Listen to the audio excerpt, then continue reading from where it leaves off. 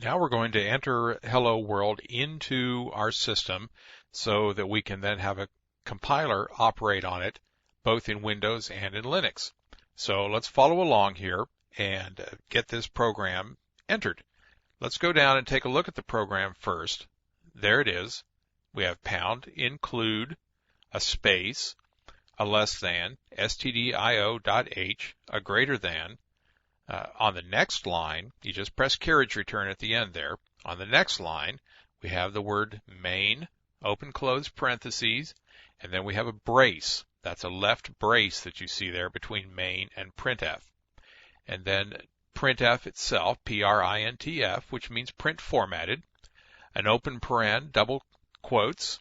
That's the one just next to your enter key there, double quotes. Hello space world, a backslash.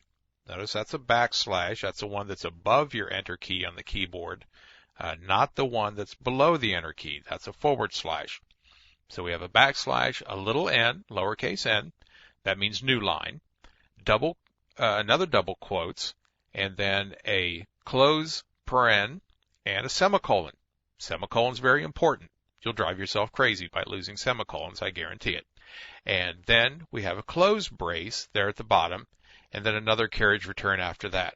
The white space that you see around those braces and in front of printf are not all that important. The compiler ignores them. The only white space it cares about is in between hello and world, and since that's inside double quotes, it will leave it alone. It won't care about that. The space after the word include is important because that would run all together. So we need to pound include the standard IO there in the first line. So let's drop out of here to the system. And remember, in Windows, to start our environment, we need all programs. And then if your system's not set to scroll, we go down to Visual C++ 2005 Express Edition that we installed. We go over to Visual Studio Tools, and then the Visual Studio 2005 command prompt. Click on that, and that is going to drop us into our Visual Studio 8 VC directory. Now let's, for convenience, let's make ourselves a new directory. I usually put it in the root just to have it someplace convenient. So I go to the root, and we'll make a programming directory. And then we'll go to that directory. So now we're in our programming directory, and that's where we're going to put our files. We're not going to make a whole lot of files out here, some different programs as we go along, but it'll be okay to have them in the programming directory like this. We want to use a simple editor, and in this case, we're going to use Notepad. It's real easy to work with. Everybody knows Notepad. It was put out there long time ago in the Windows system so that we would have something to type with.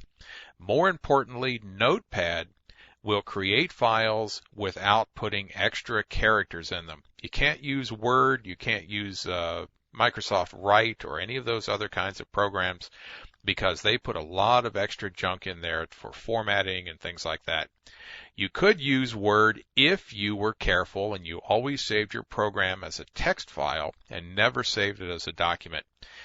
First time you save it as a document and overwrite your files, you have to go back and reload it and change it and fix it, and it's just not worth it. So for what we're going to do, we're going to use Notepad, and we're going to call this hello.c. Very simple. Notepad, hello.c, enter. That brings up Notepad, and it says it can't find the hello.c. Do we want to create it? Well, that's good. Yes, we do want to create it.